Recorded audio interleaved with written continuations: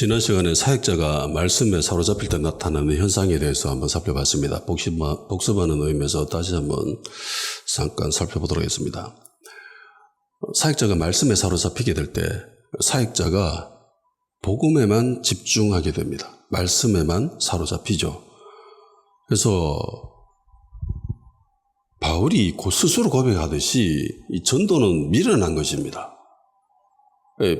이 복음이라고 하는 것 자체가 세상적인 관점에서는 부끄러워 보일 수 있는 것들입니다. 그래서 실제로 부끄러워하는 사람들이 있었고 그리고 미련하게 생각하는 사람들도 있었다는 거죠. 그런데 자신은 그렇지 않다라는 것을 이야기합니다. 그러니까 말씀에 사로잡히는 사람은 이 순수 복음에 완전히 사로잡히게 됩니다. 부끄러워 보이는데 전혀 부끄러워하지 않고 미련하고 어리석어 보이는데 전혀 그런 생각을 안 하죠. 그래서 이 복음을 치장을 안 합니다. 말씀을 꾸미지 않아요. 어떤 꾸밈이나 치장 없이 순수 복음으로 완전 사로잡히고 거기에 무장되어져서 그런 것들을 이야기하는 사람으로 변화됩니다. 그런데 아테네에서 자기가 경험했던 그거는 약간 다르죠. 순수 복음하고는 약간 거리가 있습니다. 그러니까 말과 지혜의 아름다운 것들로 꾸며진 것들이죠. 그 내용의 핵심 결론은 복음이잖아요. 부활입니다. 예수 그리스도입니다. 다른 거 없어요. 그런데 바울은 그 과정을 통해서 자기가 실패했다고 생각하죠. 고린도에 왔을 때 정말 약하고 두려운 존재로 변화되었습니다. 왜 그러냐? 복음을 꾸몄죠. 말과 지혜의 아름다운 것들, 그러니까 수사학을 동원하고 그리고 문학적인 것들로, 철학적인 것들로 복음이 꾸며진 겁니다. 포장되어진 겁니다. 학문적인 것들로 복음이 포장되어진 거예요. 신학적인 것들로 이 복음이 포장되어져 있었습니다. 그러니까 여기엔 하나님의 능력이 나타나지 않았고, 그래서 바울은 그렇게 연약한 존재로 변화되어서 있었던 거죠. 그러니까 세상의 것들이 녹아진 복음에는 그런 식으로 되어진 복음으로는 온전한 하나님의 자녀가 되어지지 못합니다. 우리가 흔히 교회에 사람들을 데리고 올 때, 전도할 때 예수님 믿으십시오. 예수님 믿으면 복 받습니다. 라고 합니다. 우리가 생각하는 복과 그들이 생각하는 복은 다르죠. 우리가 생각하는 진정한 복은 영적인 복을 이야기합니다. 구원, 죄사함. 근데 여기에 세상의 사람들이 관심이 있습니까? 전혀 없죠. 아무짝에도 쓸모없는 소리입니다. 그들에게 입장에서는. 그들이 생각하는 복이란 뭡니까? 물질적인 복이죠. 돈입니다. 건강입니다. 그 이외에 다른 복은 생각하지 않지요. 그런데 예수 믿으면 복 받습니다라고 교회를 데리고 왔는데 예수 믿었는데 정작 이게 안 돼. 사업이 점점 이상해서 거짓말 하지 말라 해가지고 거짓말도 안 하고 사기치지 말라 해가지고 사기도 안 쳤는데 그러니까 사업이 점점 망해가. 그러니까 처음부터 이 접근이 매우 잘못됐다라는 게 제 생각입니다. 물론 예수 믿으면 복 받습니다. 솔직하게 이야기하지요. 우리가 말하는 복이란 영적인 복을 말합니다. 구원을 이야기합니다. 하나님의 자녀가 되는 것을 이야기합니다. 여기에 관심 있으면 오고 아니면 말라야 되는 거죠. 바울이 먼지 털고 가듯이 예수님의 제자들이 먼지 털고 떠났듯이 예수님도 그렇게 했듯이 떠나야 되는 거예요. 그런데 왜 자꾸 그 붙잡혀가지고 미련을 두고 그렇게 이야기하는 겁니까? 그럴 필요가 없다. 그거는 지혜가 아니다. 이런 식으로 포장되어져 있는 복음, 저는 이걸 하이브리드 복음이라고 합니다. 융합된 복음. 요즘 융합이 유행이죠. 융합 복음. 뭐 이것도 섞고 저것도 섞고 이래가지고 하는. 옛날에는 순수 학문만 추구했는데 학문이면 물리학이면 물리학만 추구했는데 요즘은 다 섞잖아요. 생물학도 섞고 물리학도 섞고 뭐 이것저것 섞어가지고 융합이라고 이야기합니다. 그런데 이 추세를 따라가는지 유행을 따라가는지 복음도 이러고 있습니다. 이런 것들로는 하나님의 능력이 나타나지 않습니다. 이런 것들로 포장되어진 복음으로는 하나님의 자녀가 온전히 되어지지 못한다는 것이 문제지요. 이렇게 만들어진 신앙인들은 결국은 이 갈림길에 서면은 극단적인 선택을 못하게 돼요. 그러니까 세상 가치에 많이 전염되어 있는, 사로잡혀 있는 사람들은 결정적인 순간에 선택을 못합니다. 세상이 주장하는 이념이나 가치, 그런 것들이 어느 정도 자기가 동의되어지고 그들이 말하는 노선을 추구하고 따라가는 사람들, 그런 성향이 있는 사람들은 마치 그들이 추구하는 이념이나 이데올로기가 마치 주님을 따라가는 것처럼 착각을 합니다. 믿음으로 무장되어져 가지고 그 노선을 따라가지요.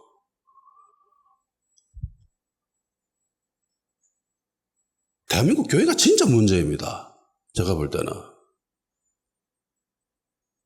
공산주의가 태어난 지 얼마 됐죠? 100년 됐습니까? 100년도 안 됐죠. 칼 막스가 만들었잖아요. 그리고 소련에서, 러시아에서 붉은 혁명이 일어나가지고 공산주의 국가가 최초로 세우지 않았습니까? 100년도 안 됐을 것 같은데. 근데 그 이전에는 복음이 있었습니다. 공산주의 이전에도 복음은 있었고, 민주주의 이전에도 복음은 있었습니다. 근데 공산주의가 하나님의 나라와 상관이 있습니까? 민주주의가 하나님의 나라와 상관이 있습니까? 이거 태어난 지 몇백 년 되지도 않는 것들인데, 엄밀히 얘기하면 민주주의는 그리스, 헬라에서 만들어진 그런 정치 이념일 뿐인데, 헬라와 예루살렘, 아테네와 예루살렘이 무슨 상관이 있습니까? 아무짝에도 상관이 없어요. 사회주의도 하나님의 나라가 아니고 왕국주의도 하나님의 나라 아닙니다. 근데 그 어디에서도 하나님의 나라가 될 수 있죠. 우리가 찬양하지 않습니까? 그 어디나 하늘나라. 그러니까 그 어디에도 하나님 나라가 아니고 그 어디에나 하나님 나라입니다. 근데 왜 자꾸 그거를 추구하는 것들이 이게 믿음과 결부시켜가 신앙과 결부시켜가지고 저게 무너지면 내 믿음이 무너진다, 내 신앙이 무너진다고 그렇게 주장합니까? 그러면 그런 이념 없이 그런 이데올로기 없이 수백 년, 수천 년을 살아갔던 그 우리 믿음의 조상들은 뭐예요? 그들의 삶은 뭡니까? 그들의 믿음은 뭐고 그들의 신앙은 뭡니까? 그 왜 그러고 있는지 모르겠어요. 답답해 미칠 지경입니다. 역사에서 배워야 돼요. 역사를 자꾸 무시하고 국사를 가르치지 않으려고 하는데 그러면 안 돼요. 국사를 알아야 됩니다. 역사를 알아야 됩니다. 카톨릭이 정치와 결탁되어졌지요. 중세시대라고 합니다. 수천 년 동안 유럽을 암흑시대로 물든 가장 이상적이다라고 생각하는 시대가 중세시대입니다. 신앙으로만, 교회 질서 가운데에 교회가 모든 권력의 최정점에 서서 모든 것들을 통제하고 다스리고 그런 시대였죠. 어떻게 됐습니까? 수많은 사람들이 죽었습니다. 선량한. 자기들의 기준에서 조금만 틀리면 마녀라고 몰아가지고 다 죽여버렸습니다. 마녀가 어디 있습니까? 그런데 그들의 눈에는 정치적인 입장에서는 자기 기득권 유지하기 위해서는 마녀였어요. 수많은 미망인들, 특별히 재력 있는 미망인들은 대부분 마녀로 몰아가서 죽여버렸습니다. 죽이면 그 돈이 교회에 귀속되거든요. 돈벌이로 죽여버린 거예요. 그러니까 제가 역사를 살펴보면요, 대부분의 거의 모든 전쟁은요, 그리고 교회가 나갔던 그 모든 그런 정치적인 것들도 다 기득권과 연결되어져 있어요. 이익과 연결되어져 있습니다. 지금 전쟁이 일어나는 거 왜 일어납니까? 한마디로 돈 때문이죠. 정치 이념으로 그렇게 전쟁 벌이는 적이 있습니까? 거의 없습니다. 다 돈 때문입니다. 거의 대부분이 정치적인 이유 때문에 기득권 유지, 자기의 이익을 위해서 그렇게 사람들을 현혹하는 거지요. 그 시대, 중세시대 빛은 잃어버렸고 수많은 사람들은 암흑 속에서 살아갔습니다. 정말 웃기죠. 가장 신앙적이고 가장 종교적인 시대가 사람들이 가장 비참스럽게 살았던 시대입니다. 왜 이래 됐어요? 교회와 세상이, 교회와 정치가 결탁되었기 때문이에요. 교회가 정치고 정치가 교회였습니다. 교회에 있는 사람들은 타락 안 해요. 목사는 타락 안 합니까? 타락하죠. 목사에게 전적인 권력이 주어지면 무조건 타락합니다. 그런 시대에 개혁주의가 나타나가지고 빛이 되어져서 이 개신교가 탄생했잖아요. 그러면 안 된다. 교회가 정치화되고 교회가 권력을 쥐고 그렇게 해서는 안 된다. 그러니까 온갖 비리와 문제가 생긴다. 타락한다. 그래서 생겨난 개신교가 지금 정치화되어져 갑니다.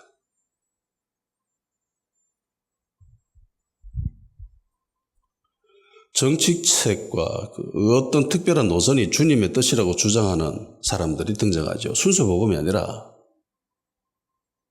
말과 지혜의 아름다운 것들로, 그리고 세상적인 이데올로기와 가치와 이념을 거기에다가 집어넣어서, 이게 절대로 중요하지 않습니다. 파란색이 하나님의 색깔입니까? 빨간색이 하나님의 색깔입니까? 둘 다 하나님의 색깔이 아니고 둘 다 하나님의 색깔이죠. 그죠? 굳이 하나님의 색깔을 묻는다면 무지개죠. 지금은 무지개 떠올리면 다 동성애를 떠올리는데 원래 무지개는 하나님의 색입니다. 예. 언약의 색. 내가 다시는 물로 심판하지 않겠다. 그 표징으로 하나님이 무지개를 보여주셨지 않았습니까? 그러니까 그 안에 다 7가지 아름다운 색이 들어있는 거예요. 그런데 뭐 그 중에 하나만 자기들 하나님의 색이고 이게 맞다라고 주장하고, 웃기죠. 이 하이브리드 신앙인, 융합되어진 이 신앙인은 일상생활을 하는 데는 특별히 문제가 안 됩니다. 별 충돌 없이 살아갈 수 있습니다. 보통 때는 이런 극단적인 선택을 할 필요가 없거든요. 그런데 아주 가끔 어떤 사람은 일평생 오지도 않는 사람들이 있을 것이고, 그리고 어떤 사람들에게는 평생에 한두 번 정도는 주님이 오셔서 선택을 요구하실 때가 있습니다. 가자라고. 부자 젊은 청년과는 알지요. 예.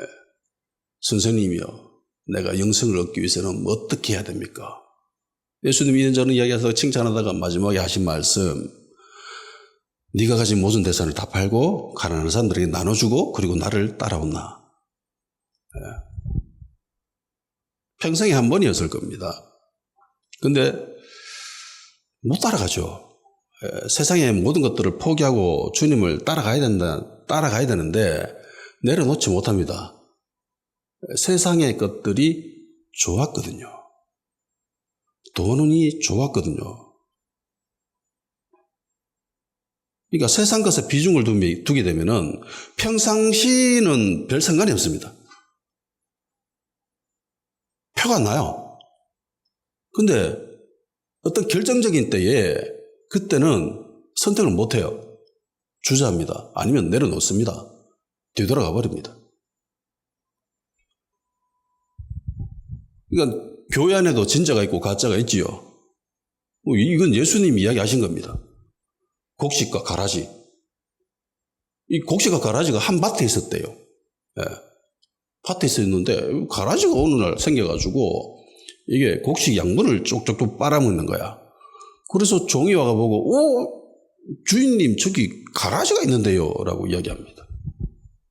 우리가 가서 뽑을까요? 라고 하니까 주인이 냅둬라. 그거 뽑다가 옆에 있는 곡식도 뽑게 되니까 그냥 가만 냅둬라. 추수할 때, 그러니까 한 번이죠.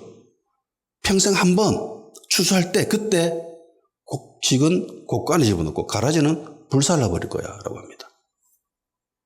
교회 안에 진짜 그리스도인과 가짜 그리스도인이 있다는 겁니다.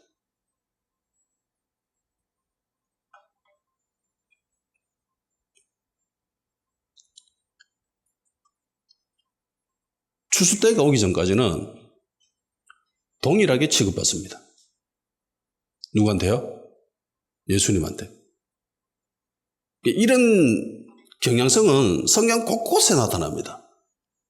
주님, 우리가 주님 이름으로 뭐 많은 권능을 내놓고 귀신도 쫓아내고 하지 않습니까? 라고 이야기하죠. 그들이 주님이라고 하지 않습니까? 누구가 주님이라고 부르죠? 예수님을? 예수님을 믿는 사람만이 주님을 주님이라고 부를 수 있습니다. 불신자들은 그걸 못해요. 한다 하더라도 그냥 연극입니다. 꿈인 거예요. 진정으로 그렇게 못합니다. 그런데 이 사람들은 진정이었습니다. 못 들어가잖아요. 10처녀의 비유에서도 5처녀, 어리석은 처녀 못 들어가잖아요. 이런 이야기들은 정말 많이 있습니다.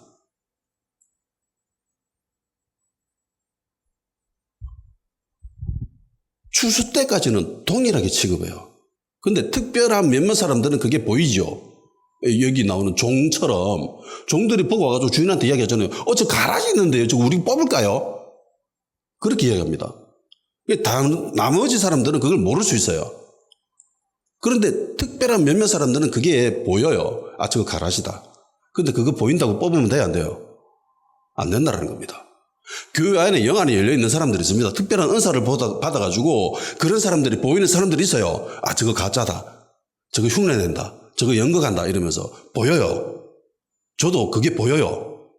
그런데 그거 가려내랍니까? 아니면 그냥 냅둬라요? 냅둬래요. 예수님도 그거 냅둬래. 근데 내가 뭔데 그걸 뽑으려고 해? 교회 안에 진짜와 가짜가 섞여 있습니다. 그럴 수밖에 없어요. 그게 성경적입니다. 예수님이 친히 12명을 뽑았는데 그 중에 한 명도 가라지였잖아. 그럴 수밖에 없는 거예요. 근데 예수님 그걸 가라지 그거 뽑아내려고 합니까? 안 하죠. 예수님이 알았습니다.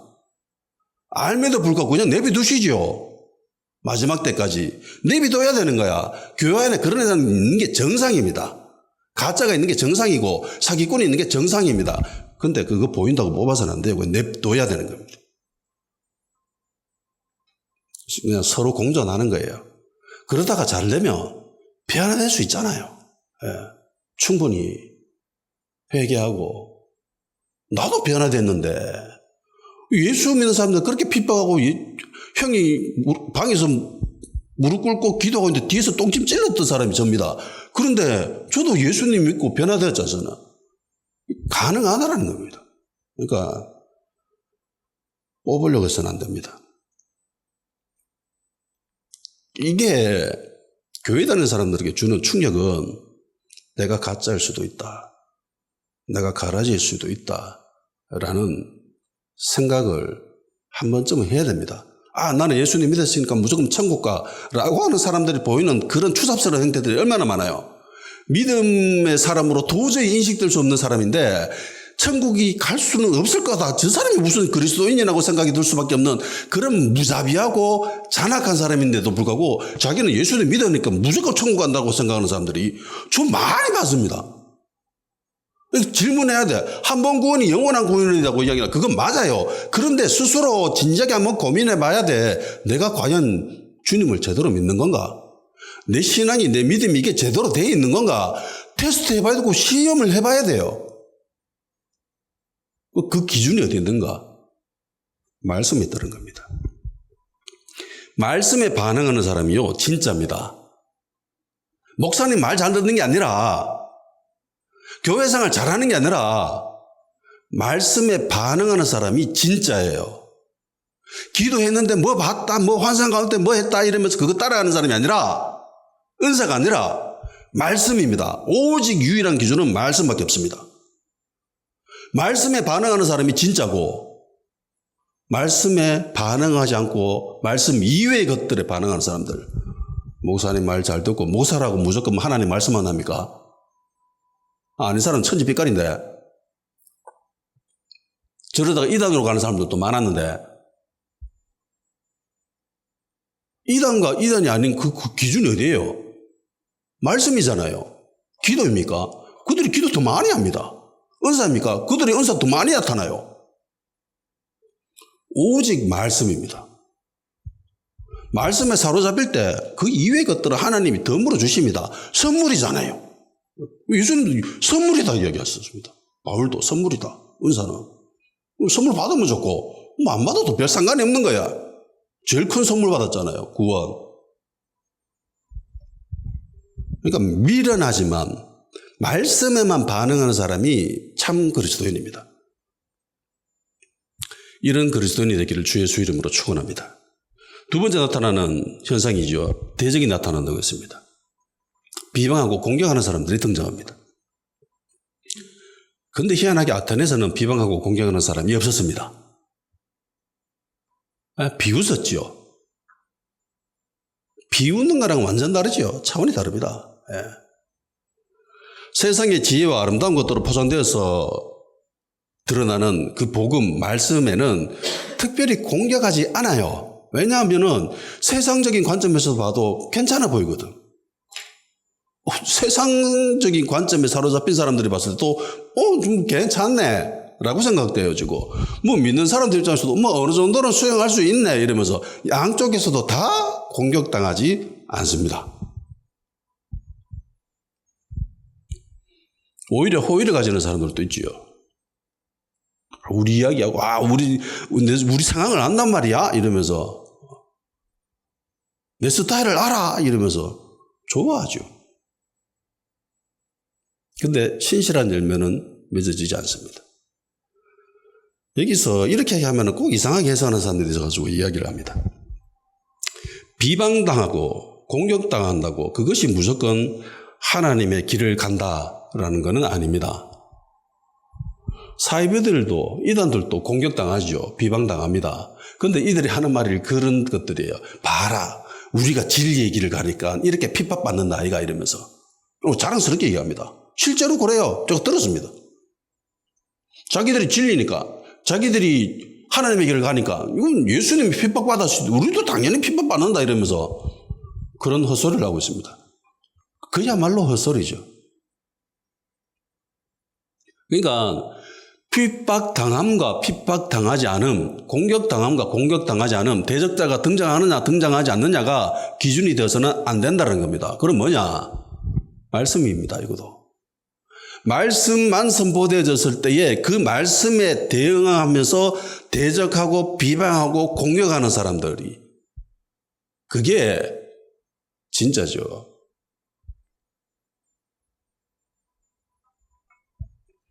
어떤 사람들은 자기 욕심에 사로잡혀서 목사 개인의 욕심일 수도 있고 혹은 좀 더 범위를 확장하면은 교회의 욕심일 수도 있습니다. 제가 생각할 때에 일부 교회가 저렇게 나가서 깃발 올리고 집회를 주도하고 하는 저런 교회들은 교회 이익에 사로잡힌 사람들입니다. 이것도 일종의 기득권입니다.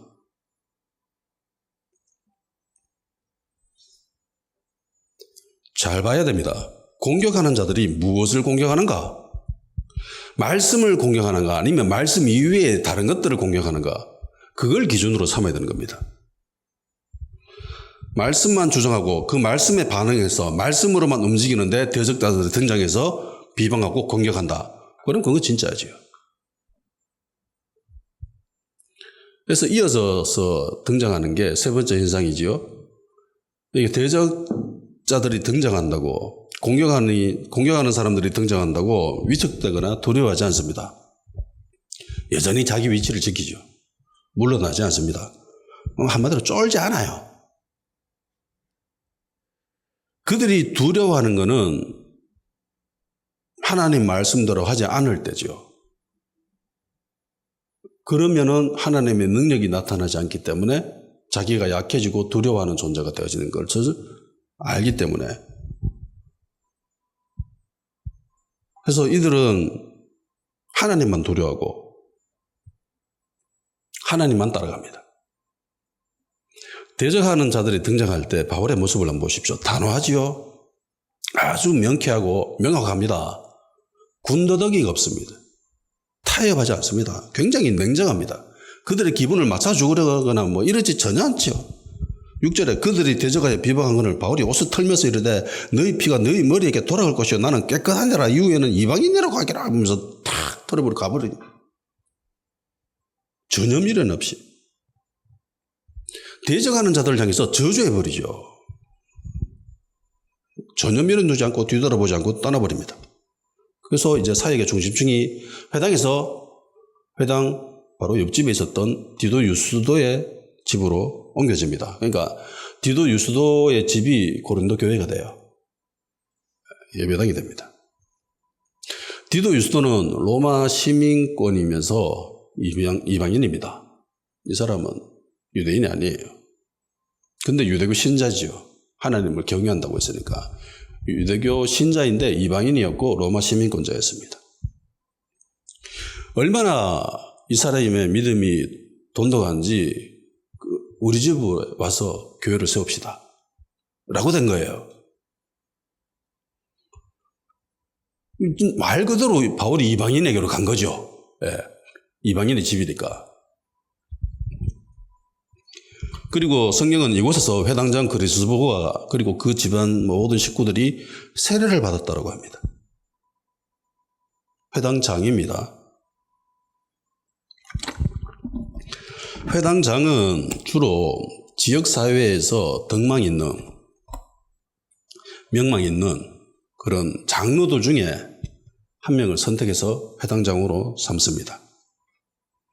회당에서 전반적인 운영과 행정적인 그리고 사법권의 그런 지도자입니다. 교육도 책임지고 있지요. 예배 드릴 때에 사회자 역할을 합니다. 목사하고는 관점이 좀 다릅니다.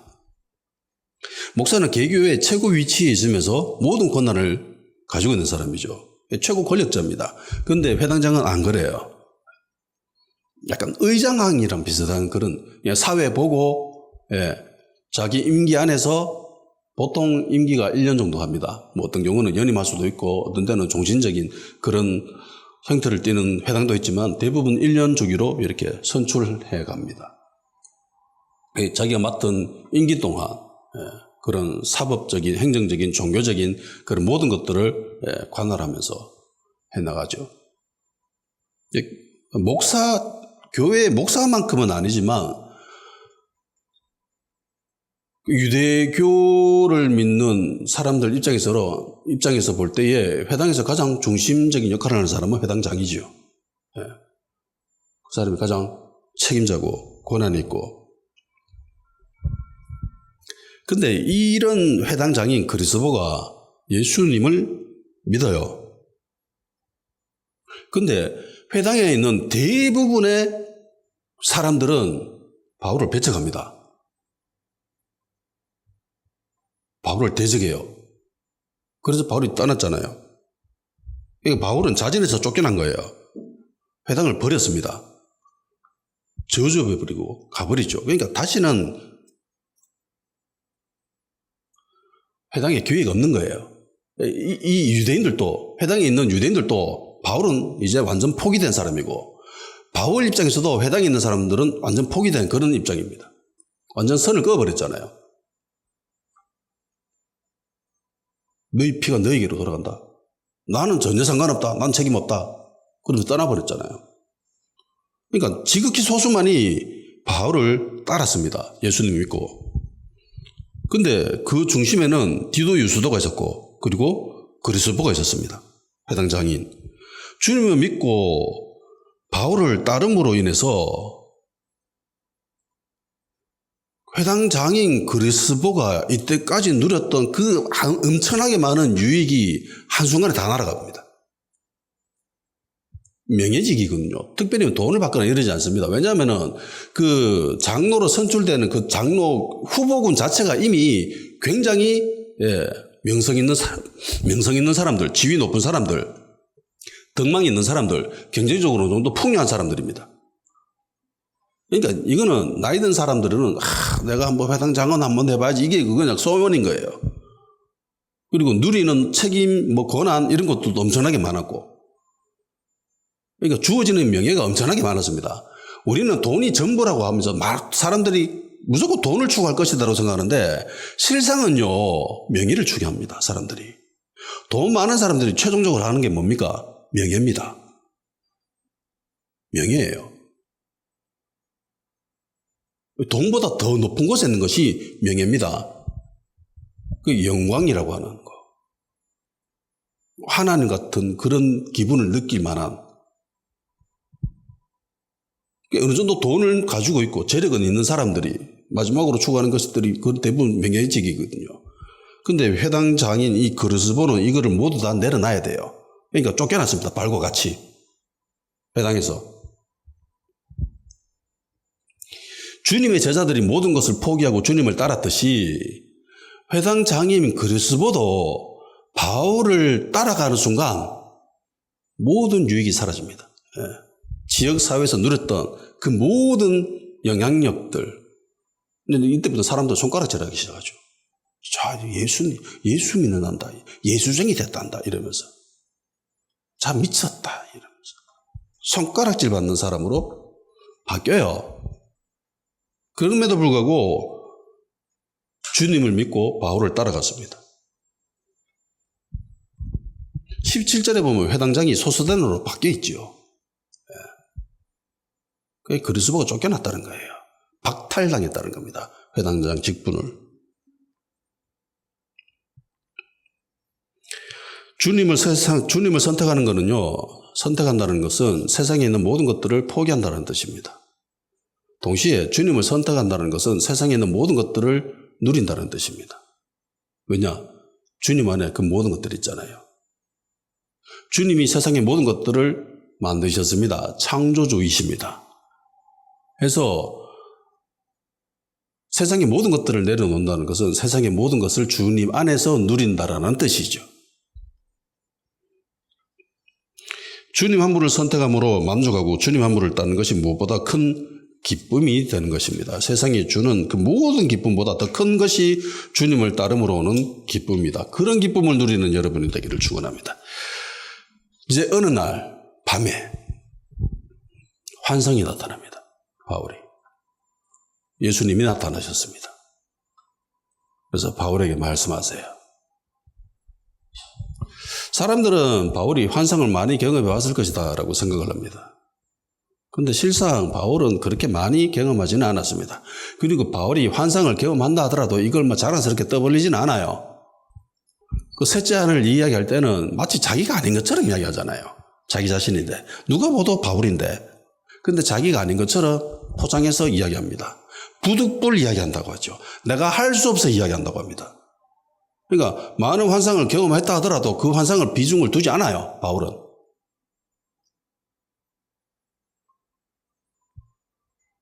성경에 기록된 바울이 환상한 것도 손가락 안에 꼽히죠. 그렇게 많지는 않습니다. 그러니까 우리는 이 균형을 잘 잡아야 됩니다.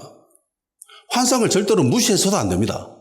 환상 그거 다 가짜야 라고 해서 안 된다는 겁니다. 그건 비성경적이죠. 성경에 환상이 나타나기 때문에. 예언은 나타나기 때문에. 근데 그들이 왜 그런 노선을 취했는지 저는 충분히 이해가 됩니다. 왜냐하면 시도 때도 없이 환상 봤다고 이야기하는 사람들이 있거든. 목사님 저 어젯밤에 환상 봤습니다. 꿈에 예수님이 나타나서 이런저런 말을 하셨습니다. 이러면서. 아니 바울도 평생에 몇 번 왔는데 뭐 시도 때도 없이 아주 환상 봤대. 예수님 봤대. 예수님 말씀하셨대. 실제로 어떤 사람은요. 주님이 대신 설교하라고 했다면서 목사한테 가가지고 목사님 제가 설교해야 되겠는데 이러면서 대드는 사람이 있습니다. 예수님일까요? 마귀일까요? 저는 마귀라고 생각합니다. 왜냐하면 예수님은 교회 질서를 무시하지 않습니다. 절대로. 만일에 그렇게 이야기했으면은 그 목사님한테도 주님이 나타나셔서 말씀하셔야 그게 맞아요. 근데 목사님은 전혀 그런 감동도 없고 들은 것도 없고 환상도 없는데 본 것도 없는데 갑자기 와가지고 이야기한다. 그거 가짜죠. 가짜입니다. 그러니까 이 균형을 잘 잡아야 돼요. 환상을 멸시하거나 무시해서도 안 됩니다. 예언도 마찬가지입니다. 그런데 인간은요. 진짜 지극히 개인적이고 욕심이 많아요. 주님으로부터 받았다 하더라도 그 주님으로부터 받은 말을 순전하게 온전하게 하나님께로 받은 것 같이 꾸밈없이 진짜 순수하 그대로 드러나는 사람들은 정말 드뭅니다.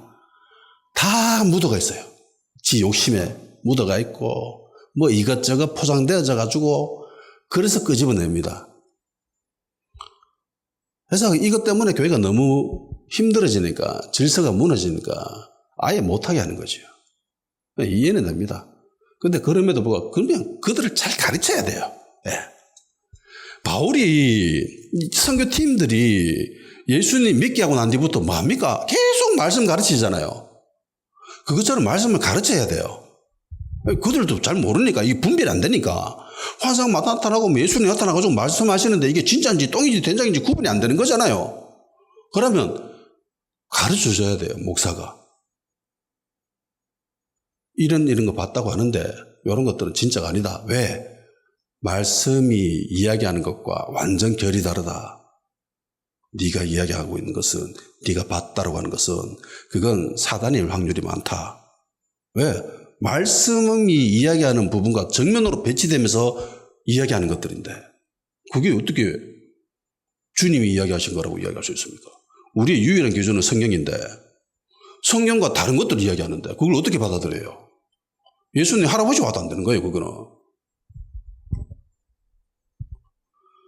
밤에 환상 가운데 주님이 나타나셔서 바울에게 이런 말을 하십니다. 두려워하지 말고 침묵하지 말고 말하라. 10절에 내가 너와 함께 있으면 어떤 사람도 너를 대적하 해롭게 할 자가 없을 것이니 이는 내 성중에 내 백성이 많음이라 하셨더라. 자, 예수님이 바울에게 왜 두려워하지 말라고 했을까요?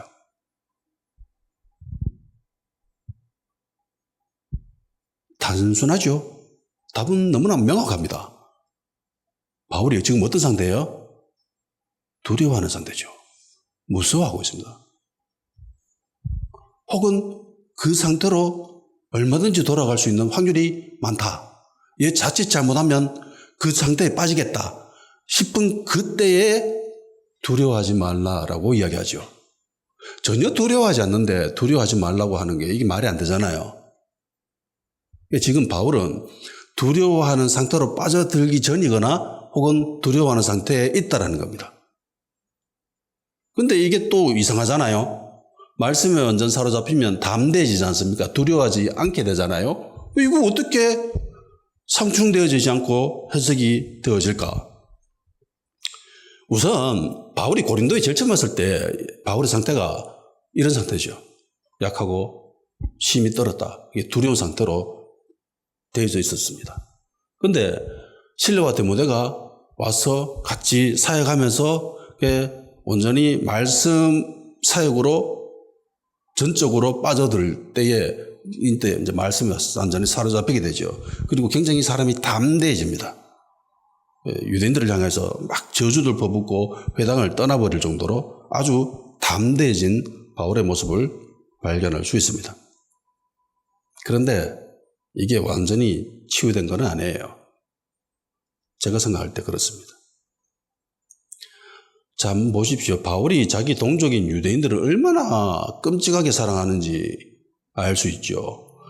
로마서 9장 3절에 이렇게 얘기합니다. 현대 성경입니다. 나의 영원한 파멸이 여러분에게 구원을 가져올 수 있다면 나는 차라리 그 편을 택할 것입니다. 이것은 단순히 거칠애로 하는 말이 아니라는 것은 그리스도께서도 아시고 성령께서도 아십니다. 그러니까 자기 민족인 유대인을 구원할 수만 있다면 자기는 지옥 가도 괜찮다는 소리예요. 나는 구원 안 받아도 괜찮습니다. 영원히 지옥에서 살아도 내 동족인 유대인들을 구원할 수 있다면 나는 차라리 그게 좋습니다. 이거는 예수님도 아시고 성령님도 아십니다. 이게 진짜라는 거죠. 그 정도로 바울은 유대인을 끔찍하게 사랑했습니다.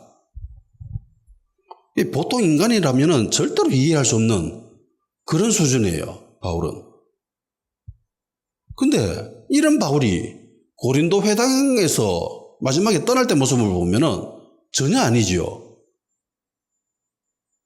칼같이 끄어버리잖아요.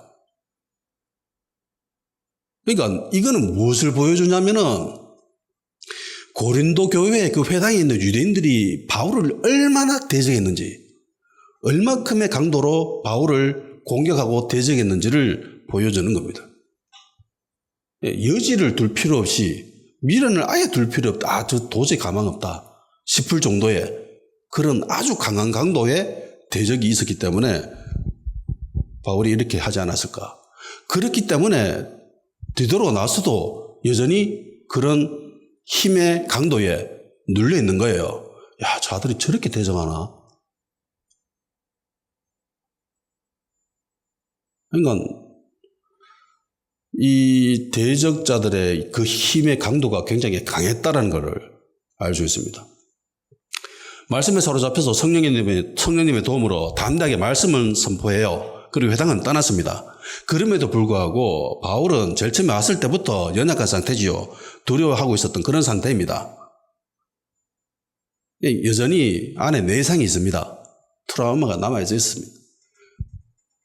제가 이 말씀 선포하는 사역자 입장에서는 이게 너무나 잘 이해가 됩니다.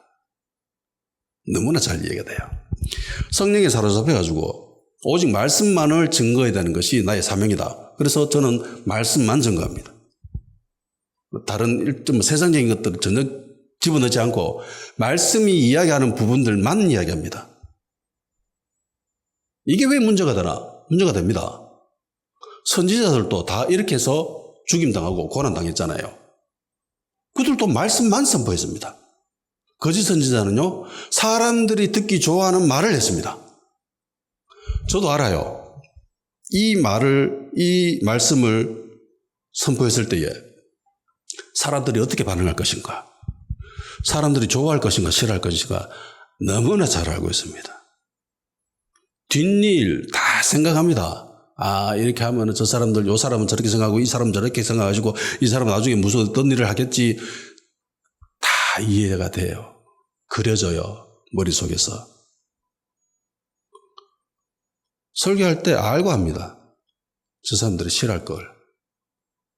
싫어한다고 할 말을 안 하면 안 되잖아요. 그걸로 부르심 받았는데 그거 안 한다면은 존재 가치가 사라지는 겁니다. 하면 안 돼요. 이 말씀이 선포되어질 때 불편한 사람, 공격하고 짜증내고 싫어할 사람 분명히 있습니다. 알아요. 모르는 거 아니에요. 다 압니다. 그럼에도 불구하고 하나님의 말씀이기 때문에 하는 거죠. 선포할 때는 두려워하고 연약한 부분들이 있습니다. 좀 쫄기도 합니다. 근데 해야죠. 그게 사명인데.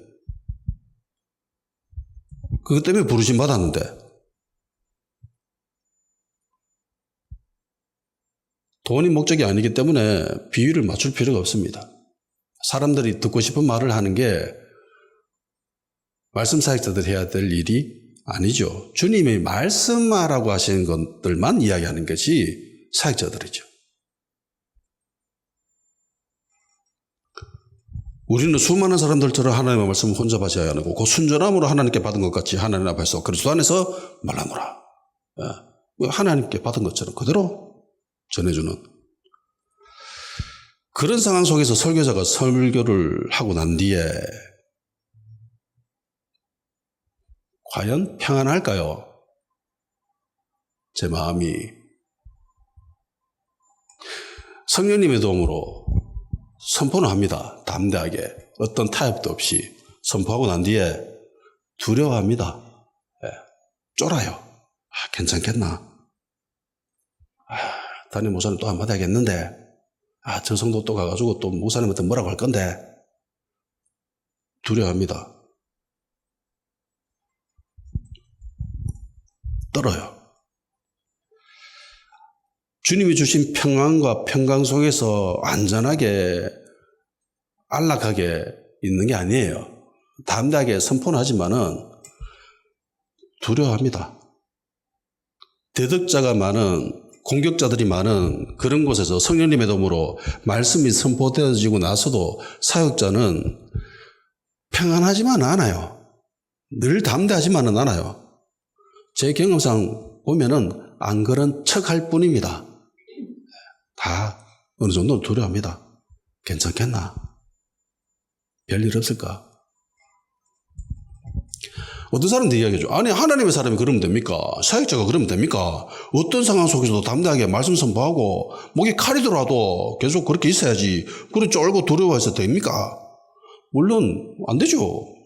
맞습니다. 근데 두렵습니다. 인간이니까.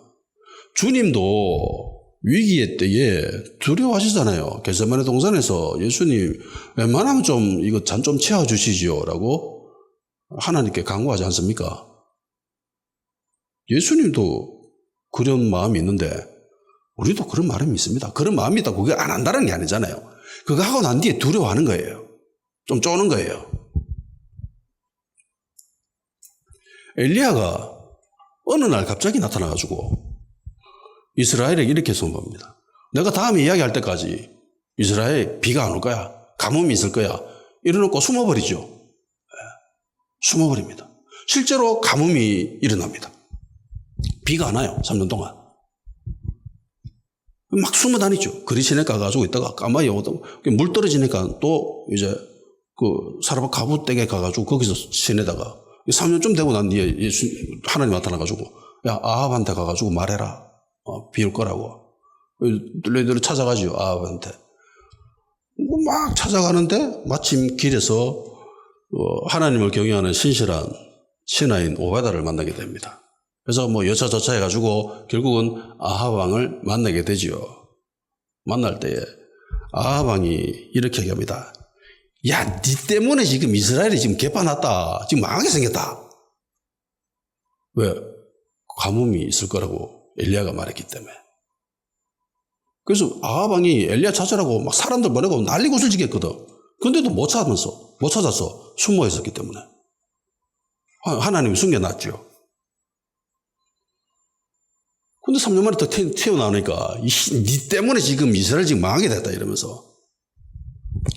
그때 엘리야가 아합 왕 앞에서 그런 말을 합니다.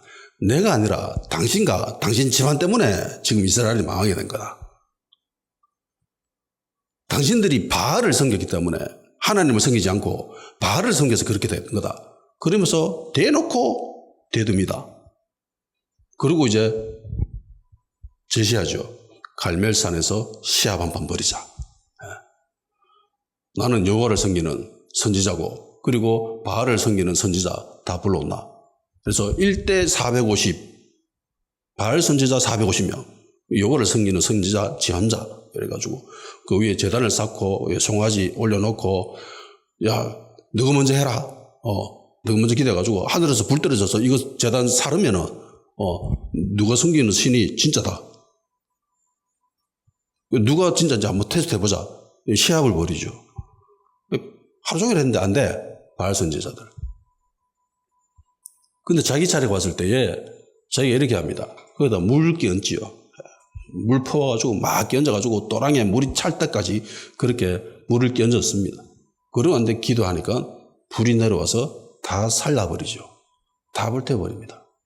그리고 이야기합니다. 사람들한테 거기 모여있는 구경하러 온 이스라엘 사람들한테 저 가짜 선지자들을 가짜 신을 섬기는 저 사람들을 다 데려가가지고 죽여버려라. 그래서 그리 시내가에 가가지고 다 죽여버립니다. 그리고 난 뒤엔 또 가서 이야기하죠. 아합한테 비 온다 이러면서. 그리고 무릎 꿇고 기도하고 실제로 가뭄을 종식시킵니다. 엄청난 비구름을 데려와서 종식시키고 그리고 먼저 가라 해놓고는 지가 나중에 마차보다 더 빨리 달리죠. 왜냐면 인간이 아니에요. 마차보다 더 빨리 달려요. 올림픽에 나가면 금메달입니다. 탈인간급의 능력을 보여줬던 엘리야입니다. 갈멜산에서 엄청난 영적인 전쟁을 치르고 엄청난 승리를 누리지 않습니까? 다 죽여버렸잖아요. 그런데 그 뒤에 엘리야는 어떻게 되죠?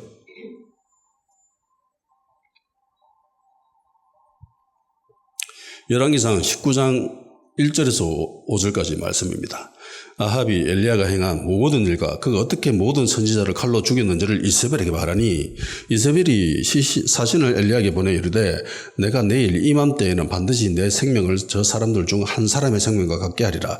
그렇게 하지 않으면 신들이 내게 벌 위에 벌을 내림이 마땅하니라 한지라.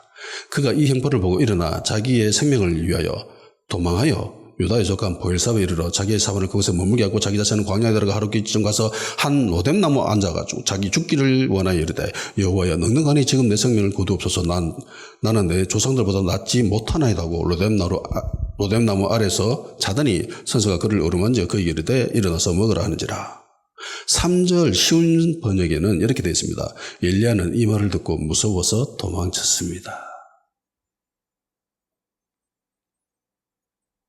이게 18장의 엘리야의 모습과 19장의 엘리야의 모습이 전혀 다르죠.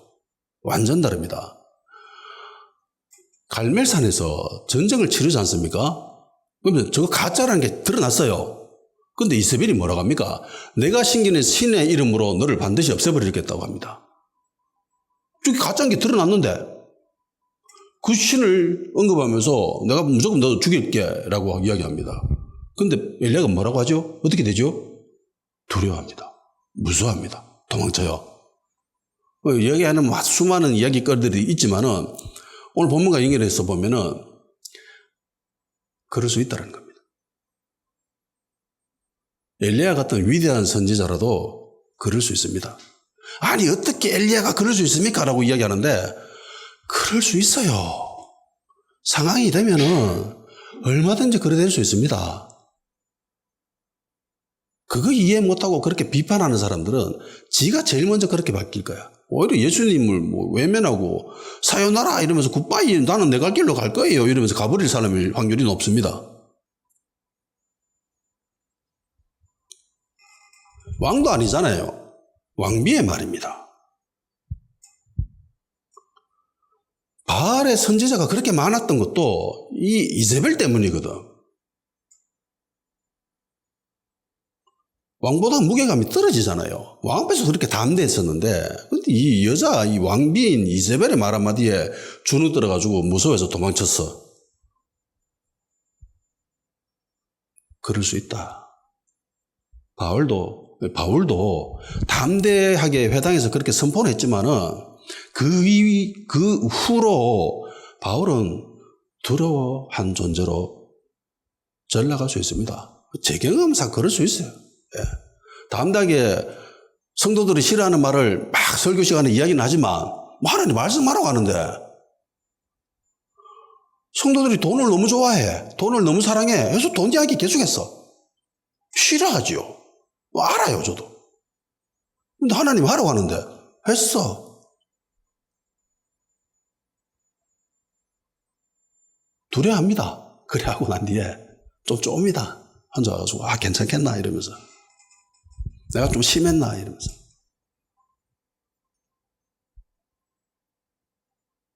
하나님의 도움이 없으면은요 우리는 연약한 존재예요. 정말 연약한 존재입니다. 예수님도 그거 알기 때문에 환상 가운데 나타나가지고 특별히 환상 많이 안 나오셨잖아요. 주님이 바울한테 특별히 몇 번 나오셔가지고 이야기하시는데 이번에도 그런 거예요. 도와줘야 되겠다. 오셔가지고 힘들지? 두려워하지 마라. 잘하고 있다.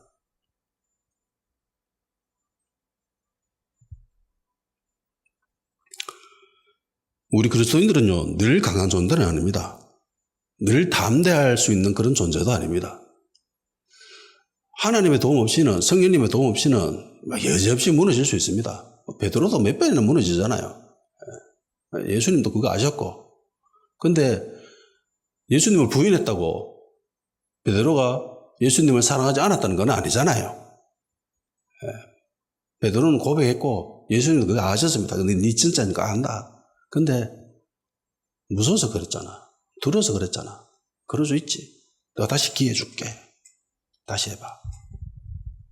그래도 가는 도중에 또 바울 계속 연약하면 실패하고 넘어지고 그래 되죠. 말씀에 사로잡힌다고 무서움이 완전히 사라지는 거 아닙니다. 두려워하지 않는 건 아니에요. 두려워합니다. 근데 사명인지라 그렇게 해야 하는 사람이기 때문에 하는 거예요. 그러고 난 뒤에 인간적인 생각이 들지요. 예. 자들 계속 공격하고 저러면 어떡하지? 죽이려고 하면 어떡하지? 돌마다 죽은 바울이지만 무서워하지 않는 거 아니에요. 무서워합니다. 주님의 도움으로 이겨낼 뿐입니다. 믿음의 힘으로 신앙의 힘으로 이겨낼 뿐이지 우리가 그걸 다 온전히 감당할 수 있는 그런 존재는 아닙니다. 연약한 거 괜찮아요. 두려워하는 거 괜찮습니다. 내가 그 좁은 길을 제대로 가고만 있다면, 진리의 길을 가고만 있다면은 그렇게 된다고 그렇게 기죽지는 마십시오. 오늘 여기까지 하고 기도하는 시간 가지도록 합시다. 말씀에 사로잡히는 교회와 성도되게 하여 주시옵소서. 주님의 도우심으로 모든 여건과 어려움을 이겨낼 수 있도록 하여 주시옵소서. 주님 말씀 기억하시면서 영원히 기도하는 시간 가지도록 합시다.